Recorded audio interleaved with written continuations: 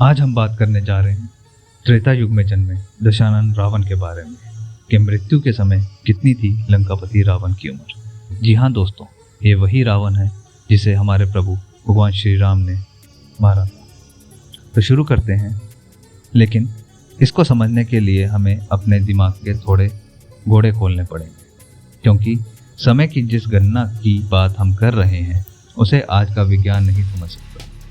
पहली बात तो ये है कि जब कोई कहता है कि रामायण 14,000 वर्ष पहले की कथा है, तो ये याद रखिए कि ये वैज्ञानिकों ने आधुनिक गणना के अनुसार माना है।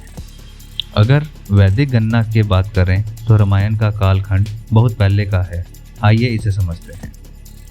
पहले तो इस बात को जान लीजिए कि रावण की वास्तविक आयु के बारे में किसी ग्रंथ में कोई वर्णन नहीं दिया गया है।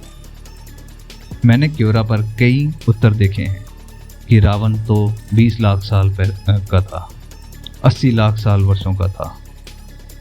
एक बात समझ लें कि अगर कोई रावण की वास्तविक आयु बता रहा है तो वो झूठ बोल रहा है। रामायण में ना रावण की आयु और ना श्री राम की आयु के बारे में कुछ कहा गया है, लेकिन इन दोनों के शासनकाल के विषय में जानकारी दी गई है, जिसके ज़रिए हम उनकी आयु का केवल अंदाज़ा लगा सकते हैं।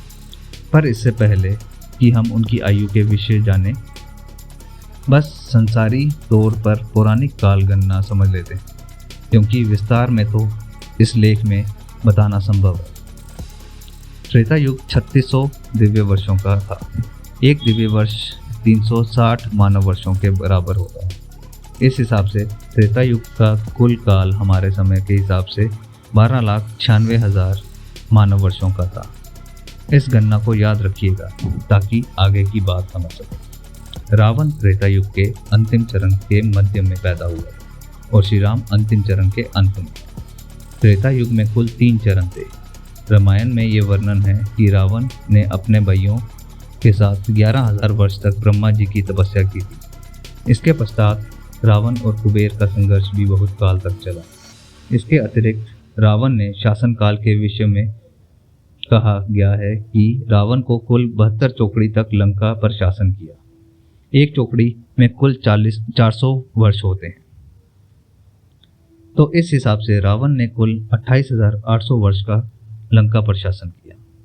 इसके अतिरिक्त रामायण में ये वर्णित है कि जब रावण महादेव से उलझे और महादेव ने उसके हाथ कैलाश के नीचे दबा दिए थे, तब रावण 1000 वर्षों तक उनसे क्षमा याचना करता रहा और उसी समय उसने शिव स्तोत्रम तांडव की रचना की।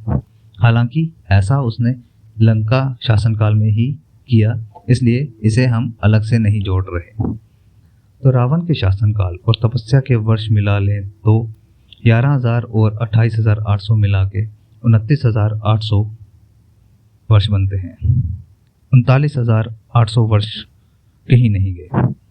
तो इसके आधार पर हम ये कह सकते हैं कि रावण की आयु कम से कम 40,000 वर्ष तो थी ही, अर्थात वो करीब 112 दिव्य वर्षों तक जीवित रहे।